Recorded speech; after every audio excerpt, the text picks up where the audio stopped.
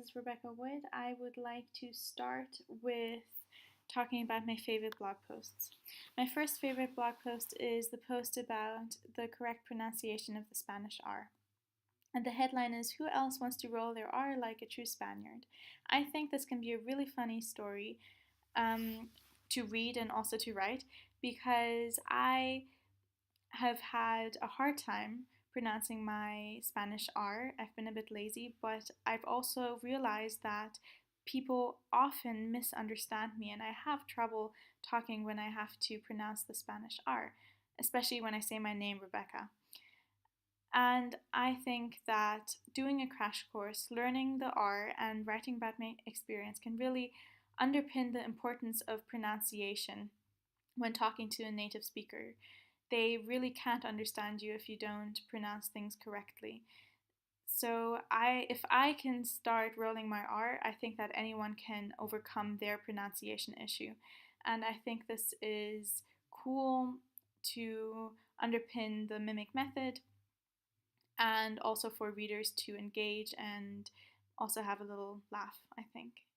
Then my second favorite post is the debate post. And here my headline is, "Your language teacher probably doesn't want you to read this." I think that grammar is secondary. When I teach English, I don't give long lectures on grammar, I give short explanations. I think that students should ultimately be able to speak and use the grammar. So when they sit down and study grammar books, they often cannot actually use it properly in speech. So in this post, I will distinguish between a teacher and a coach and open a discussion for readers. I think this is a new way to look at learning a language, and I think we don't need the traditional language teacher anymore. This is also linking to the mimic method and how the mimic method teaches you a language.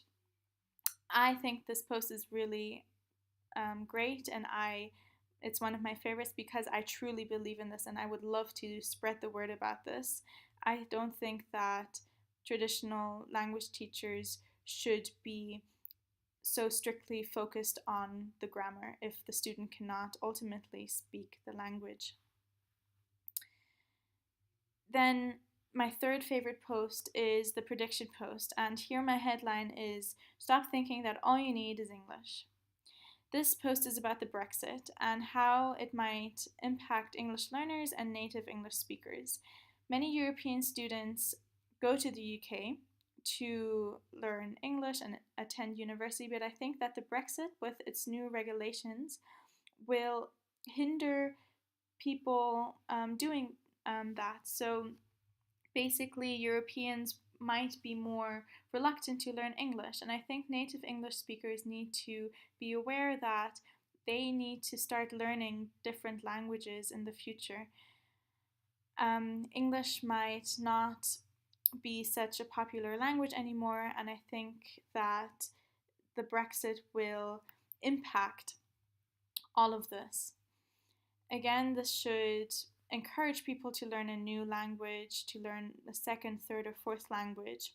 I think all of these posts, especially these three posts, really underpin the mimic method, showing that there is a new way to learn a language and the importance of pronunciation, the importance of speaking, and the importance of learning a new language.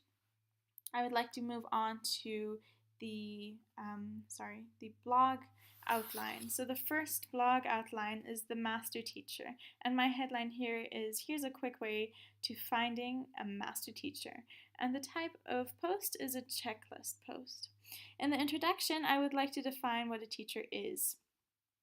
And my question here is, do you think there's a difference between a teacher and a guide or a coach? And you use both of these terms in your video, and I was wondering whether you think there's a difference. And if so, I would like to elaborate on this. Then I want to establish why and if the reader needs a teacher. It might be to learn something, to improve something. And then also identify that there are teachers or people who hold the title of a teacher, and then there are master teachers. leading into the question of how to find that master teacher. So here's the checklist. The first trait, obviously the gut, someone who knows the skill well, and this is easy to spot and obvious, as said in the video. However, knowing a skill is not enough, so this teacher needs a method, which leads to the brain. And there's a system in place. The teacher understands the process of learning and convey difficult concepts. And this is where the teaching part comes in. So the student can look out for a lesson plan, an organization, a method. However, I would like to ask, how do you know that someone has a method in place or a system in place? I think as a student it might be a bit difficult to spot this, especially if it's in a foreign language. Are there any warning signs? Also, what are some things you can ask your teacher in order to see if there is a system in place? And I think these questions that you ask your teacher to know would be really interesting for the readers. The third trait is the heart, the empathy. So, the teacher understands the individual needs of the students. There is passion, and not only passion in languages, but passion in teaching. And I would really like to emphasize that there's a difference. Someone can be passionate about languages, but really that passion should lie in supporting you in your journey of learning a language. Strictly sticking to your academy's method or the books or the system should not be enough for a master teacher. So, does your teacher talk to you? And does your teacher know you as a person? And these are signs that this person has heart. Does your teacher take notes during class and follow up on personal mistakes and tailors the exercises to your needs? Again, the teacher pays attention and has heart. Then, my question would be, are these master teachers necessarily always trained and qualified teachers? I know that there are a lot of language teachers, but I'm certain that not all of them have the heart. So, do you think that a master teacher needs or is always a trained teacher, or can it be a friend or a parent, or can it be someone else with a different title? Also, again, how do you spot the heart? I mentioned a few things that I think how to spot the heart, but what do you think? And what are the warning signs? And what are some possible questions for students to ask their teachers to make it easier to spot? My additional questions would be, how does culture play a part in this, especially when learning a language your teacher is probably from a different culture, and there are divergently different learning and teaching styles. So, is the master teacher culturally aware and adapts the style to your culture, or do you need to adapt to your teacher's culture and style when you are trying to learn a language? Where does that fit in? How can you make that fit? Also, what about personality? Do you think that a master teacher might have a system and the gut and the heart, but the personality clashes a bit with you? And how can you overcome that, or how can you sense that? And how does that fit into your learning process? In conclusion, I want to emphasize the importance of a master teacher and that there is a difference between a normal teacher and a master teacher. So a master teacher has all three of these traits. I would like to summarize the most important warning signs, the things to look out for, and especially the questions that you can ask if you're not certain if your teacher has these traits. Then I would like to ask the readers whether they have any other experiences related to the subject and therefore promote engagement on this post. The second blog would be focusing on the process. And the headline here is "At last, the secret to success is revealed." And this is an inspirational post. In the introduction, I would like to mention that the common thought is that the goal or the outcome should be focused on in order to keep on track, and it is needed to be motivated. However, in reality, it often frustrates you because we forget that reaching a goal takes time and effort. And I certainly do this. I focus on the outcome and then I'm disappointed.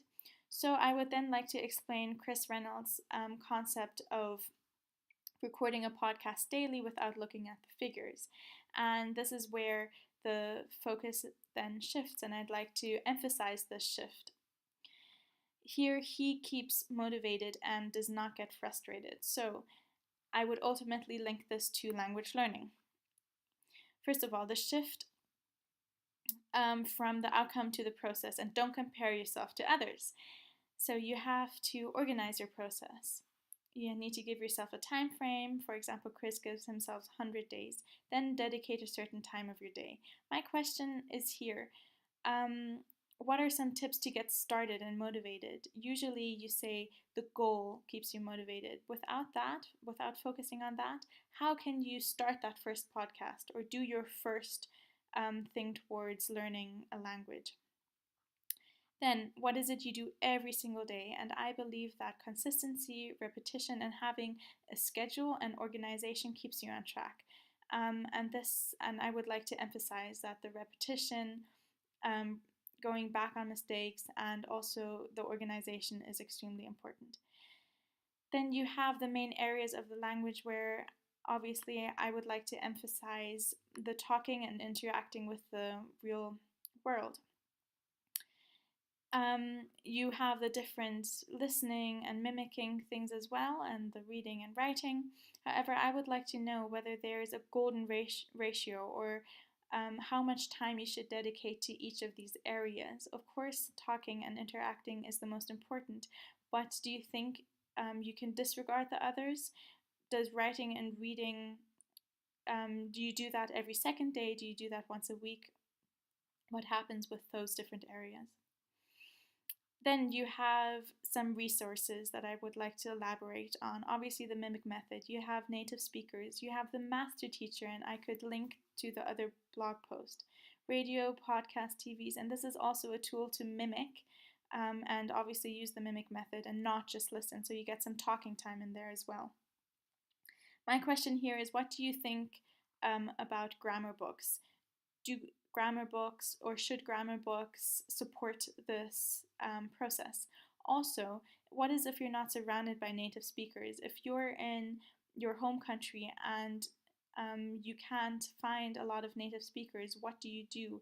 Will the lack of opportunity to speak cause a lack of motivation? What do you think? Then also, once you have your process down, and you shifted your focus on the process, you should reflect on your process. You need to see how far you've come, and this can also be a motivational tool. And you can see where to improve.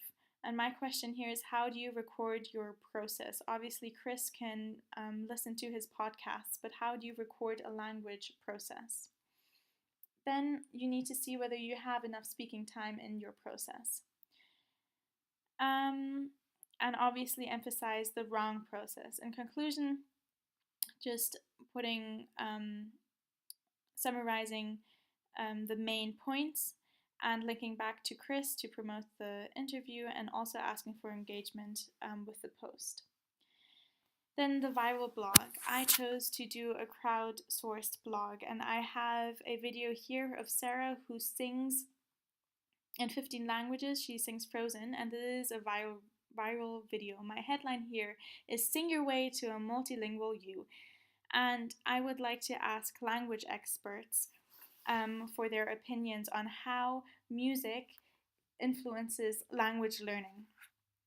So my production plan would be to ask the same questions to 3 language experts, you being one of them, and analyze their answers using quotes to create the blog, and the video would be embedded in this blog. I think this is really good because you have the very strong viral blog, and then you have these different experts talking about it. And this is a really cool thing that the mimic method also already touches on, but I would like to elaborate on this. Thank you so much for listening.